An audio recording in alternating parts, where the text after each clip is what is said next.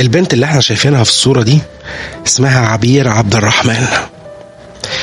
عبير كانت داخلة أولمبياد لندن 2012، عندها طموح وأمل إنها تاخد ميدالية، والطموح والأمل ده كان مبني إن هي حققت ميداليتين في كأس العالم للشباب قبل الأولمبياد. يعني مفيش مانع إنها تاخد ميدالية في الأولمبياد، بس لما البطولة بدأت كان قدامها ناس تصدم. كان قدامها سيدات من بيلاروسيا وروسيا والكازاخستان، تقدر تقول عليهم كده سيدات من الخوارق، مش بتشيل أوزان عادية، بتشيل أوزان خارقة، أوزان تعجز أي حد. عبير عملت اللي عليها وبدأت تلعب وتشيل الأوزان اللي هي متعودة عليها، لكن بعد كده بدأت تدرك إن الأوزان دي مش هتخليها حتى تاخد المركز الرابع.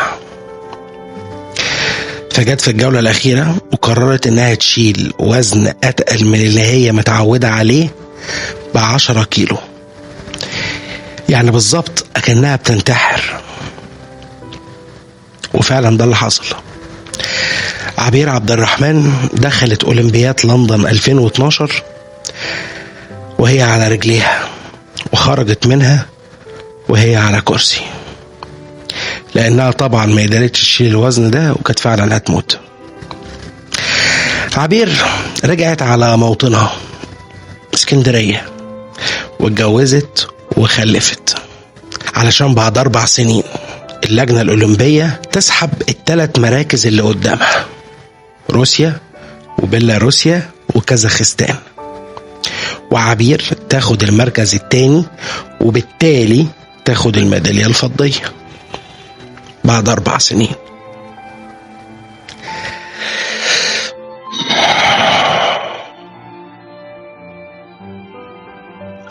بنتعلم من القصة دي إن حقك هيجي، حتى لو طال الزمن وطال العمر حقك هيرجع.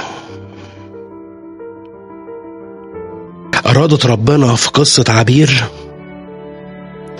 اللي احنا نتعلم إن الحق بيرجع مهما طال الوقت وطال العمر.